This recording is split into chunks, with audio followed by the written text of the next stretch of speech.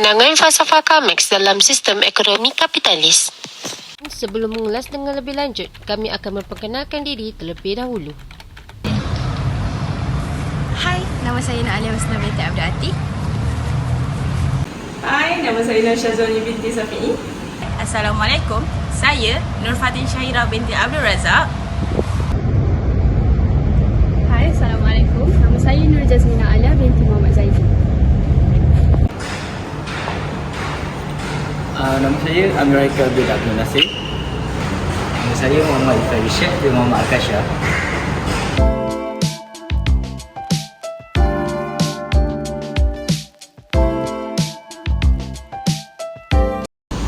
Hai, Assalamualaikum. Jadi hari ini saya akan mengulas sedikit sebanyak tentang latar belakang Karl Marx. Nama penuh beliau ialah Karl Henry Marx. Beliau dilahirkan pada 5 Mei tahun 1818 di Prussia, sekarang dikenali sebagai Jerman. Beliau dilahirkan dan dibesarkan dalam kalangan keluarga Yahudi dan berada di kelas menengah. Bapanya merupakan seorang pengguam. Beliau memperolehi ijazah pada tahun 1835 pada usianya 17 tahun. Selepas dapat ijazah, beliau meneruskan pengajian dalam bidang undang-undang di University of Bonn. Namun berhenti selepas setahun pengajian. Beliau kemudian meneruskan pengajian di Universiti Berlin pada tahun 1836 dalam bidang falsafah. Marx mendapat gelaran PhD pada tahun 1841 selepas menghasilkan karya seperti Difference Between Democracies dan juga Epicurean Natural Philosophy. Antara karyanya ialah The Holy Family, The Communist Manifesto, Critique of the Gotha Project dan juga Capital.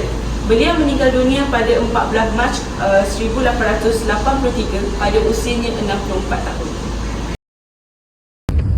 Hai Fatin. Hai. Nak tanya sikit lah. Dia dengar tak pasal ahli falsafah Karl Marx? Pernah. Ahli falsafah Karl Marx ni pengamal dia teori tersendiri tau dari segi sosialisme dengan ekonomi. And pengamal dia ni biasanya orang akan panggil Maxima. Maxima tu?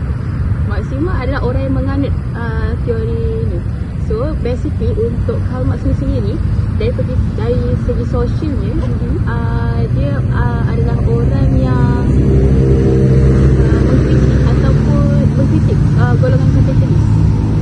Tahu kan kapitalis tu apa? Kapitalis tu orang-orang yang kaya-kaya kan? Betul. Golongan kapitalis yang mengumpul dia punya kekayaan tu untuk kepentingan diri tanpa gangguan sebab kerajaan lah. Macam itu golongan kapitalis. Faham. Okay, tadi kan saya ada mention pasal teori Karl Marx ni, yang Maxima ni dia berkaitan dengan ekonomi, sosial dan sebagainya. Kenapa dia memperjuangkan hak-hak dia orang ni? Sebab zaman tu dulu ada dua jenis golongan lah, which is golongan atasan yang kita panggil sebagai bourgeois dan juga bourgeois, orang kapitalis, orang atasan. And kalau untuk orang bawahan pula kita panggil proletariat. Proletariat ni dia pada kebiasaannya dia orang ni pekerja-pekerja buruh lah, senang kalau konsep kita sekarang nak faham. Di mana biasanya dia orang ni kadang-kadang kaya pagi makan pagi. Pernah tak dengar istilah yang kaya makin kaya, yang miskin makin miskin? Pernah. Jadi masa zaman Karl Marx mengkritik sosialisme pada masa tu, benda ni lah yang terjadi. Tadi kan masa mula-mula saya ada sebut Karl Marx adalah bapa komunisme. Kita tak masuk komunisme. Karl Marx sendiri dia mententang orang yang melakukan penindasan. Penindasan apa? Penindasan pada zaman yang saya sebutlah, which is ada dua golongan, iaitu proletariat dengan Bourgeois tadi. Ya betul. So secara logiknya kalau kita tengok kan, kalau kita sebagai orang bawahan ada orang bela nasib kita, kita macam rasa macam terharu, rasa macam ada orang kisah, rasa selamat, betul. Di mana di situlah wujudnya kepercayaan Maxima ni, orang yang which is biasanya adalah datang daripada golongan bawah lah, tapi efek atau kesan daripada tu golongan kapitalis rasa terancam. Di mana kan saya tadi ada sebut yang kapitalis adalah orang kaya yang mengaut keuntungan tanpa gangguan kerajaan. Maksudnya tak ada cukai dan sebagainya lah. Maksudnya memang fully untuk diorang. So bila Karl Marx memperjuangkan atau mengkritik perkara tu, benda tu dia menjadi agak terancam lah Untuk golongan kapitalis ni. Betul. Lagi satu yang menariknya, Karl Marx ni kalau kita daripada sudut pandangan kita tengok bagus kan, sebab dia memperjuangkan hak kesamarataan. Dia itu antara perkara yang dia perjuangkan lah kan. So orang bawah tak rasa tertindas sangat. Sebab memang komunisme itu sendiri adalah Sesuatu yang negatif ke? apa yang diperjuangkan adalah perkara yang bagus, which is dia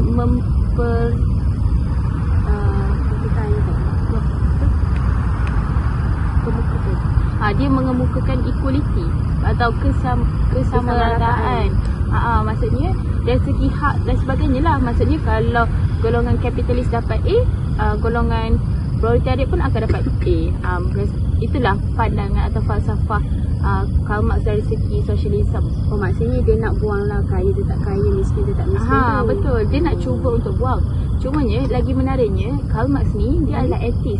Di mana dia percaya bahawa orang yang menganut agama ni, sebab kebanyakan agama-agama yang ada adalah orang yang macam dia adalah fokus kepada dunia akhirat. Kalau kita orang belajar Islam, kita percaya dunia selepas kehidupan adalah akhirat. Betul. So dia berpendapat kalau ada orang buat jahat kat kita, tak apa, ianya akan dibalas. Maksudnya kita percaya kebaikan akan dibalas kebaikan pada akhirat dan kejahatan akan dibalaskan dengan kejahatan lah.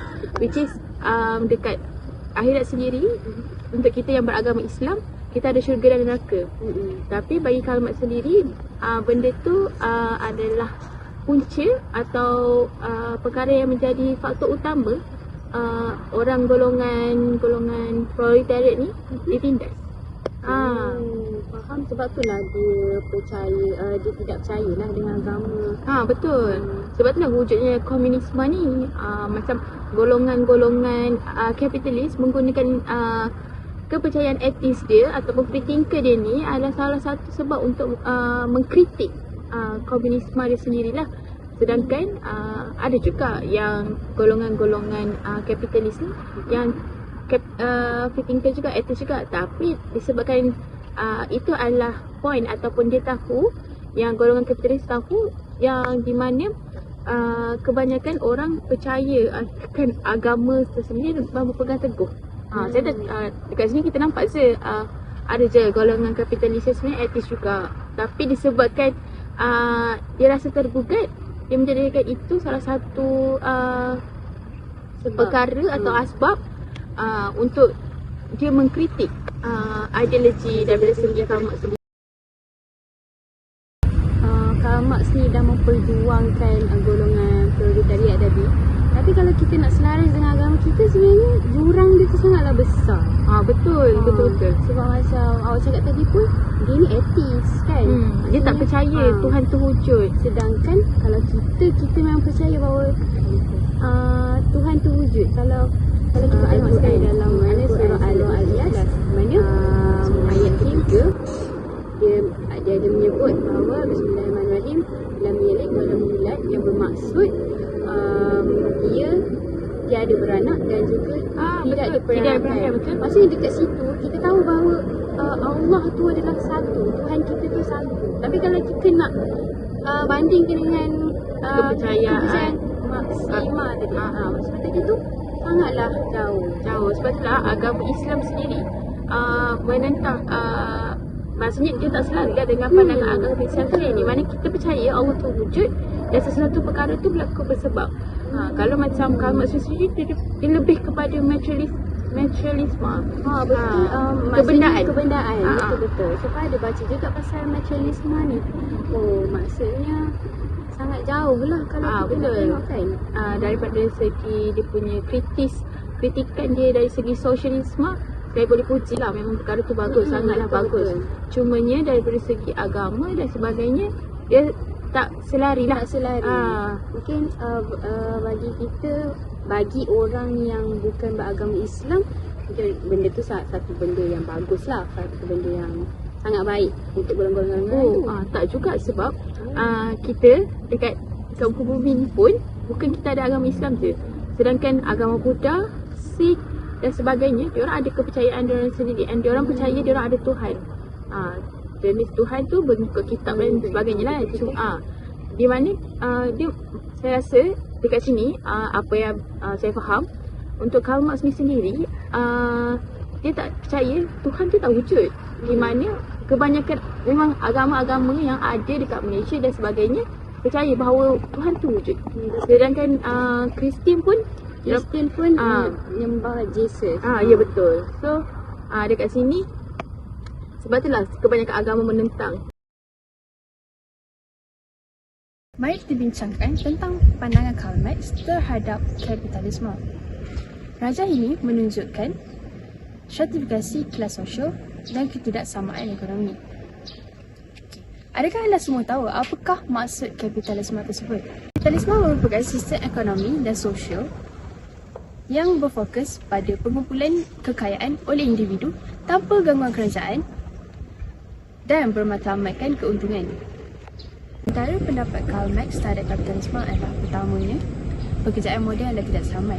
Kedua, pekerja dibayar rendah dan kapitalis makin kaya. Ketiga, kapitalisme adalah buruk untuk si kapitalis. Pekerjaan moden tidak samai. Apa yang dimaksudkan dengan pekerjaan moden oleh Marx adalah teknologi. Konsep ekonomi kapitalis menyebabkan tersingkirnya keperluan tenaga manusia. Hari ini kerana pada tanggapan kapitalis, penggunaan tenaga manusia dalam produksi akan menyebabkan peningkatan kos. Jadi, sebagai langkah penjimatan, para kapitalis menggantikan tenaga manusia ini dengan teknologi. Oleh itu, penggantian manusia ini akan menyebabkan psikologi, iaitu emosi manusia terganggu selain daripada ekonomi mereka. Disebabkan oleh itulah, kapitalisme bukanlah satu ekonomi yang selamat.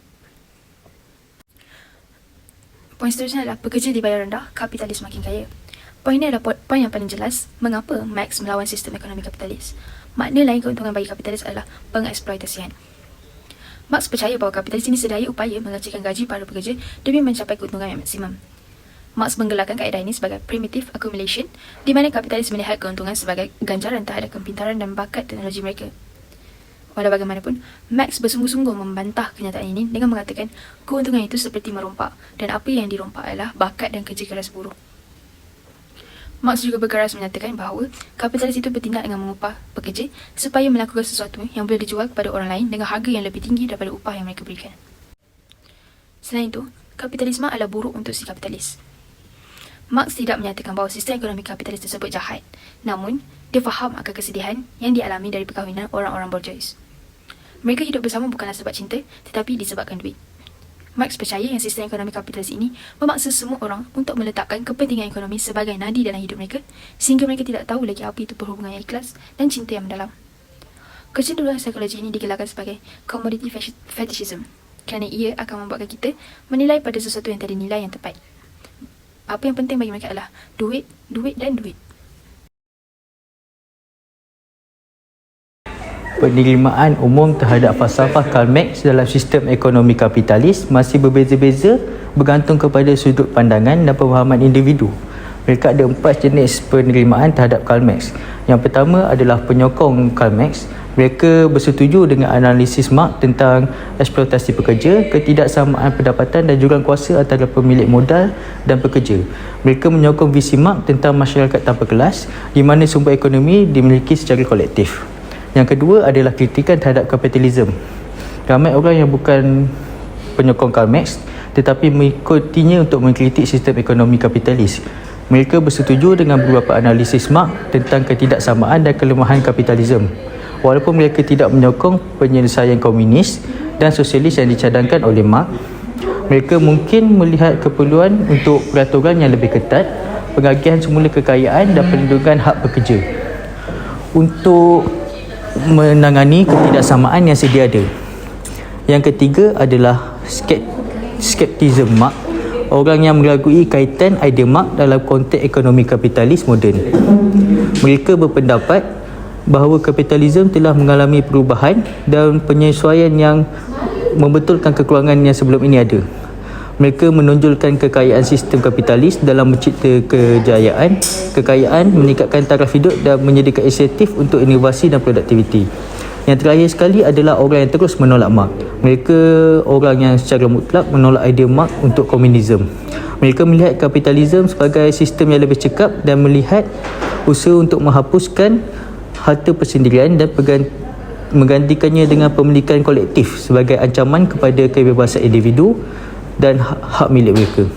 Jadi kesimpulannya, kita dapat melihat kebanyakan orang ini dia penerimaan mereka terhadap Marx bergantung kepada pemahaman mereka tentang sistem itu dan bergantung kepada mereka punya keuntungan. Falsafat Karl Marx telah memberi kesan yang besar terhadap kritikan dan pemahaman terhadap sistem ekonomi kapitalis. Berikut adalah beberapa tanggapan utama tentang Marx tentang sistem ekonomi kapitalis. Pertama sekali, ketidaksamaan dan ekonomi dan ketidakadilan sosial. Marx mengkritik kapitalisme kerana beliau percaya bahawa sistem ini menghasilkan jurang ekonomi yang luas antara pemilik modal iaitu kapitalis dan pekerja. Beliau berkata bahawa kapitalisme mengukuhkan ketidakadilan sosial dan mengakibatkan penindasan dan eksploitasi terhadap kelas pekerja. Seterusnya, pemindahan dan pemindahan kelas. Marx menyatakan bahawa dalam kapitalisme, pekerja menjual tenaga buruh mereka kepada majikan untuk mendapatkan pendapatan.